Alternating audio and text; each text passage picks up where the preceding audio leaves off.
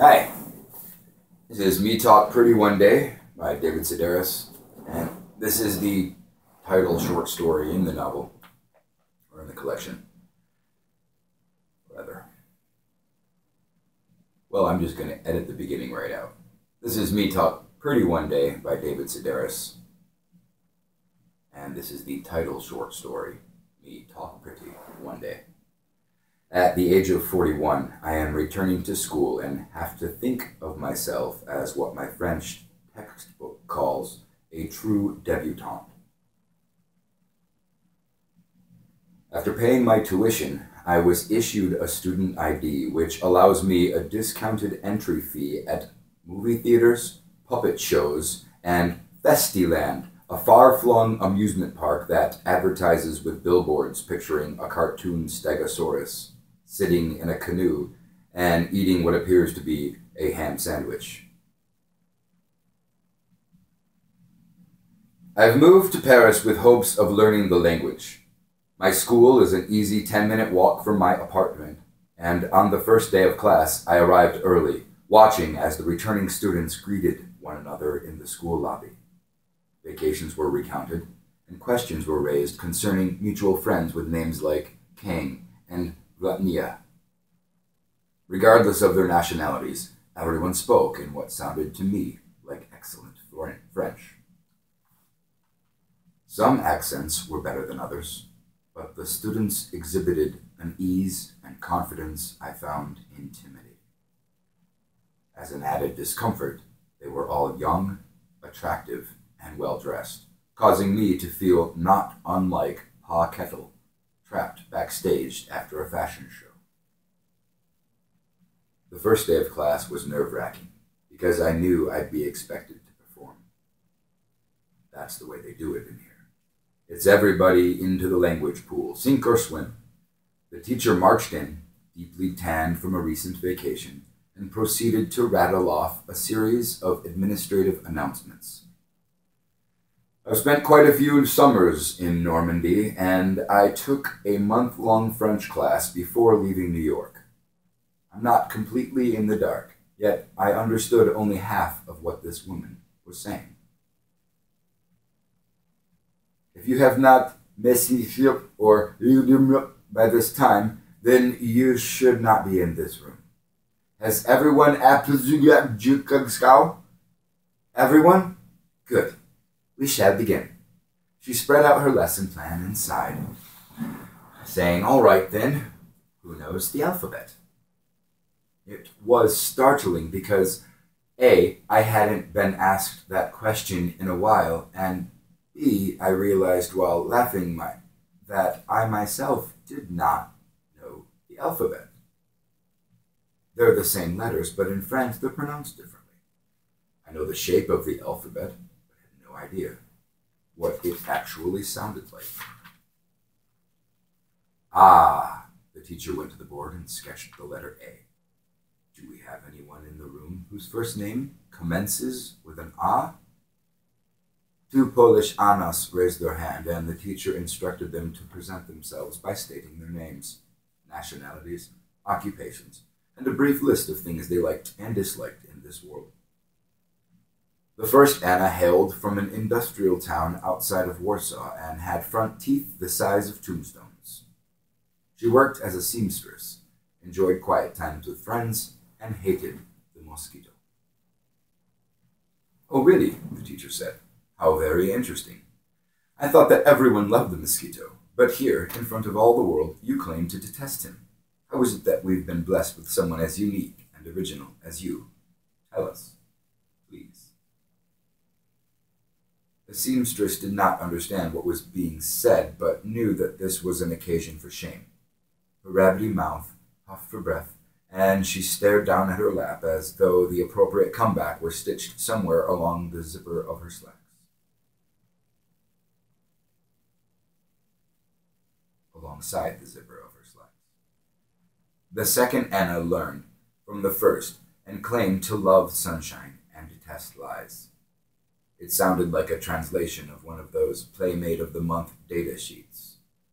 The answer's always written in the same loopy handwriting. Turn-ons, Mom's famous 5-alarm chili, turn-offs, insecurity, and guys who come on too strong. The two Polish Annas surely had clear notions of what they loved and hated, but, like the rest of us, they were limited in terms of vocabulary, and this made them appear less than sophisticated. The teacher forged on, and we learned that Carlos, the Argentine bandoneon player, loved wine, music, and in his words, making sex with the womens of the world. Next came a beautiful young Yugoslav who identified herself as an optimist, saying that she loved everything that life had to offer. The teacher licked her lips, revealing a hint of the sauce box we would later come to know. She crouched low for her attack, placed her hands on the young woman's desk, and leaned close, saying, "Oh yeah? And do you love your little war?" While the optimist struggled to defend herself, I scrambled to think of an answer to what had obviously become a trick question. How often is one asked what he loves in this world? More to the point, how often is one asked and then publicly ridiculed for his answer? I recalled my mother, flushed with wine, pounding the tabletop late one night, saying, "Love? I love a good steak cooked rare.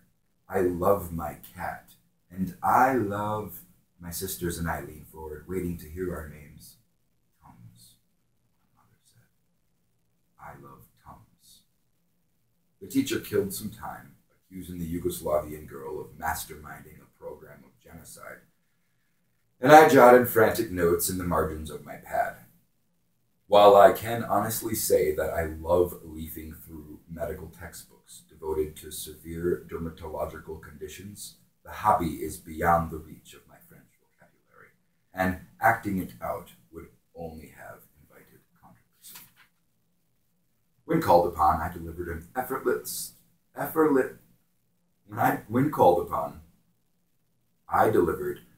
effortless list of things that I detest. Blood sausage, intestinal pâtés, brain pudding. I learned these words the hard way, having given it some thought. I then declared my love for IBM computers, the French word for booze, and my electric floor waxer. It was a short list, but still I managed to mispronounce IBM and assign the wrong gender to both the floor waxer and the typewriter. The teacher's reaction led me to believe that these mistakes were capital crimes in the country of France. "Were you always this helicmacrixis?" she said. "Even a philosophic woman knows that a typewriter is feminine." I absorbed as much of her abuse as I could understand, thinking, but not saying, that I find it ridiculous to assign a gender to an inanimate object incapable of disrobing and making an occasional fool of itself. Why refer to Lady Crackpipe or Good Sir Dishrag? These things could never live up to all that their sex implied. The teacher proceeded to belittle everyone from German Eva, who hated laziness, to Japanese Yukari, who loved paintbrushes and soap, Italian, Thai, Dutch, Korean, and Chinese. We all left class foolishly, believing that the worst was over.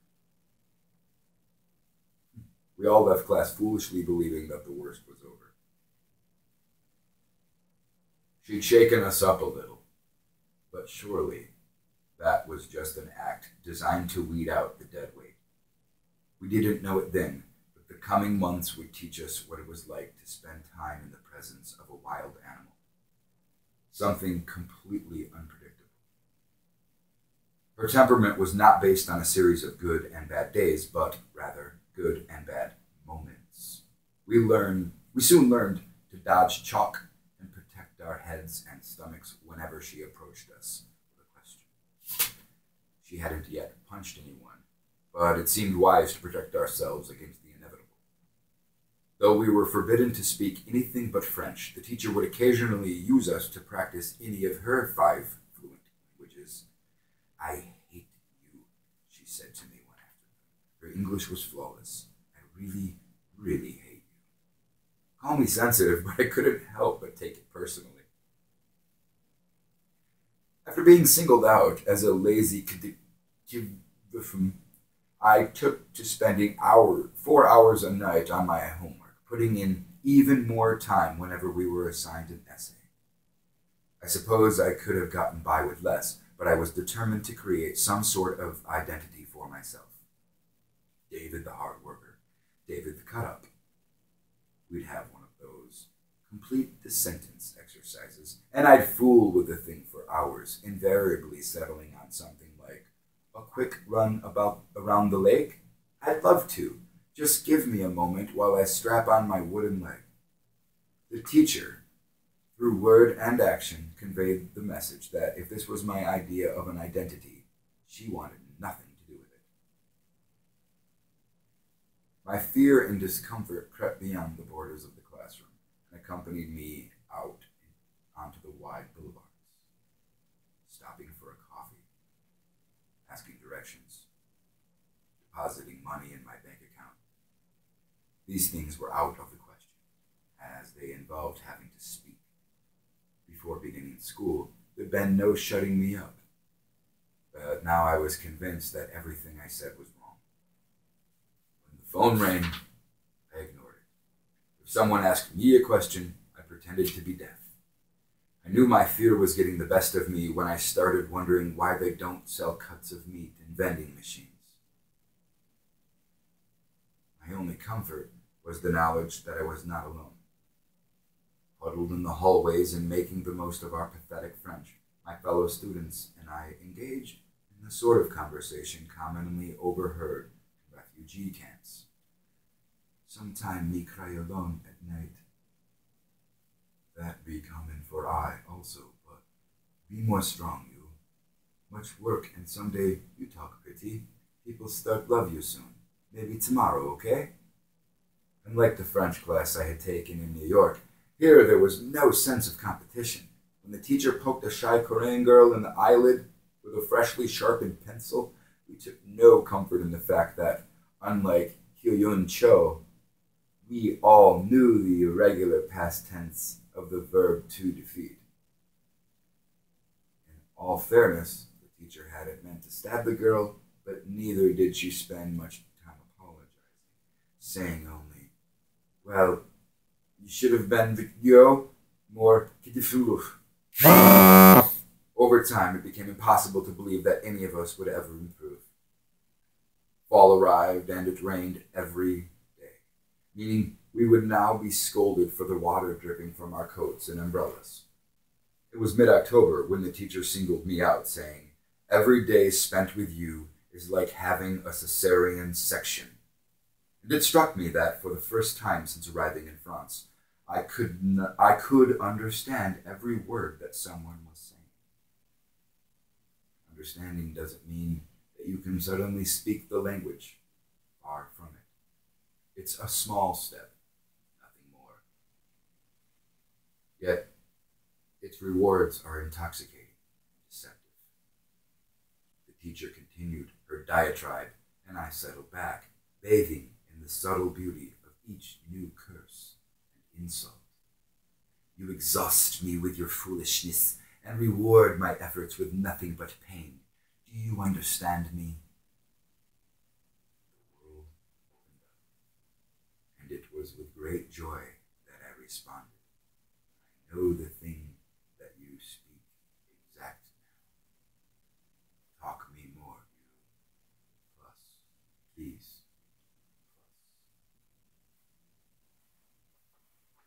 That was the title short story from Me Talk Pretty One Day by David Sedaris.